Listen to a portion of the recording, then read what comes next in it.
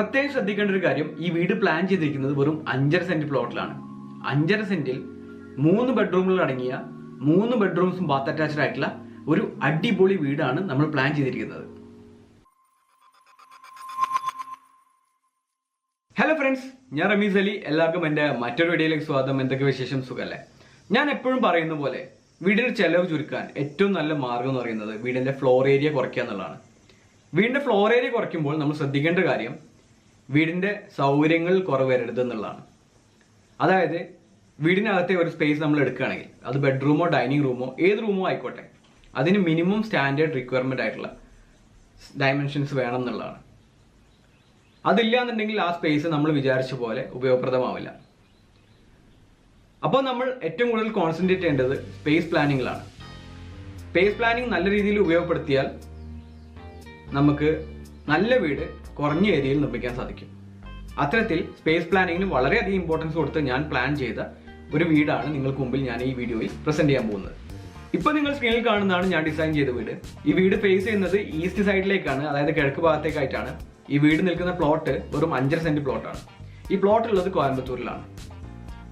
വീടിന്റെ പ്ലാൻ നോക്കുന്നതിന് മുമ്പായിട്ട് നമുക്ക് വീടിന് വേണ്ട ക്ലയന്റ് പറഞ്ഞ റിക്വയർമെന്റ്സ് എന്തൊക്കെയാണെന്ന് നോക്കാം. ഗ്രൗണ്ട് ഫ്ലോറിൽ ക്ലയന്റ് പറഞ്ഞത് ഒരു സിറ്റ് ഔട്ട് വേണം, ഒരു ലിവിംഗ് ഏരിയ, ഡൈനിങ് ഏരിയ, ഡൈനിങ്ങിനോട് ചേർന്ന ഒരു പാറ്റിയോ, കിച്ചൺ, വർക്ക് ഏരിയ, ഒരു കോമൺ ടോയ്ലറ്റ്, ഒരു ബാത്ത് അറ്റാച്ച്ഡ് ബെഡ്റൂം, ഇത്രയും സൗകര്യങ്ങൾ മതി എന്നാണ് പറഞ്ഞത്.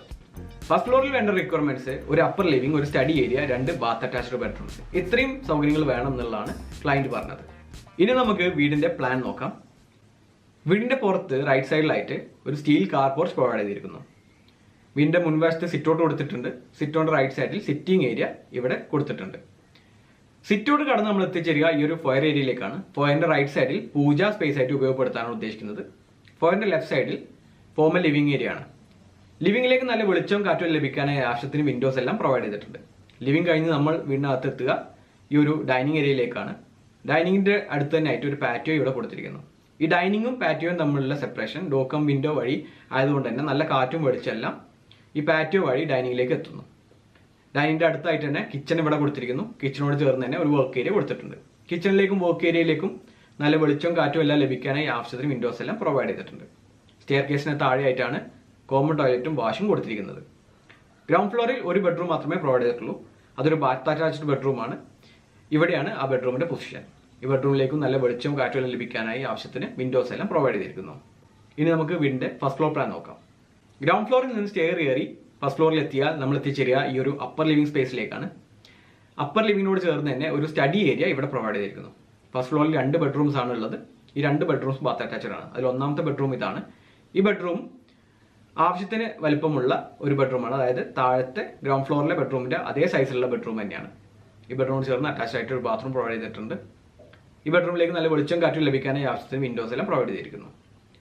ഫസ്റ്റ് ഫ്ലോറിലെ രണ്ടാമത്തെ ബെഡ്റൂം ഇതാണ്. ഈ ബെഡ്റൂം ഗ്രൗണ്ട് ഫ്ലോറിലെ കിച്ചന്റെ വർക്ക് ഏരിയയുടെ മുകളിലായിട്ടാണ് വരുന്നത്. ഈ ബെഡ്റൂമിനോട് ചേർന്ന് അറ്റാച്ച്ഡ് ആയിട്ട് ഒരു ടോയ്ലറ്റ് കൊടുത്തിട്ടുണ്ട്. ഈ ബെഡ്റൂമിലേക്കും നല്ല വെളിച്ചം കാറ്റും ലഭിക്കാനായി ആവശ്യത്തിന് വിൻഡോസ് എല്ലാം പ്രൊവൈഡ് ചെയ്തിരിക്കുന്നു. വീടിന്റെ മുൻവശത്തായിട്ട് ഒരു ഓപ്പൺ ടെറസ് ഏരിയ നമുക്ക് ലഭിക്കുന്നുണ്ട്. ഇവിടെ നല്ല പോഗോള വർക്കെല്ലാം കൊടുത്ത് മനോഹരമാക്കിയിരിക്കുന്നു. ഇത്രയുമാണ് ഗ്രൗണ്ട് ഫ്ലോറിലും ഫസ്റ്റ് ഫ്ലോറിലും നൽകിയുള്ള സൗകര്യങ്ങൾ. ഈ പ്ലാനിനെ പറ്റിയുള്ള നിങ്ങളുടെ അഭിപ്രായം കമന്റായി രേഖപ്പെടുത്താൻ മറക്കരുത്. ഇനി നമുക്ക് വീടിന്റെ കുറച്ച് 3D വ്യൂസ് കാണാം.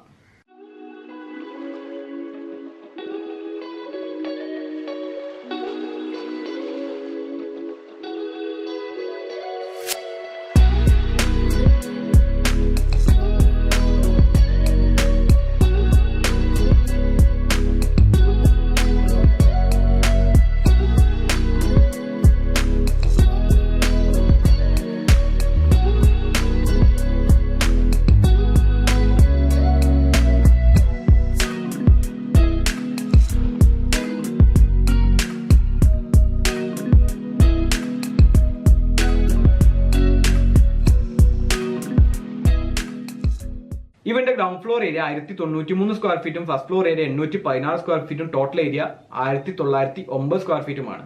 ഇവന്റെ കാർ പോർച്ച് ഏരിയ വരുന്നത് 154 സ്ക്വയർ ഫീറ്റ് ആണ്. ഈ വീട് നിർമ്മിക്കാനുള്ള ബഡ്ജറ്റ് കണക്കാക്കുന്നത് ഏകദേശം 37 ലക്ഷം രൂപയാണ്.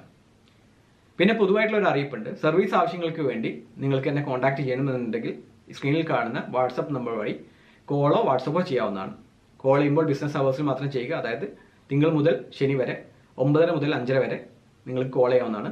അല്ലാത്ത പക്ഷേ നിങ്ങൾക്ക് വാട്സപ്പ് ചെയ്യാവുന്നതാണ്. അപ്പോൾ ഈ വീടിനെയും പ്ലാനിനെ പറ്റി നിങ്ങളുടെ അഭിപ്രായങ്ങൾ കമന്റ് ചെയ്യാൻ രേഖപ്പെടുത്താൻ മറക്കരുത്. അപ്പോൾ ഈ വീടും പ്ലാനും എല്ലാം നിങ്ങൾക്ക് ഇഷ്ടപ്പെട്ടു എന്ന് വിചാരിക്കുന്നു. ഇഷ്ടപ്പെട്ടെങ്കിൽ please like and share the video and subscribe to the channel. Thank you so much for watching. This is Rameez signing of.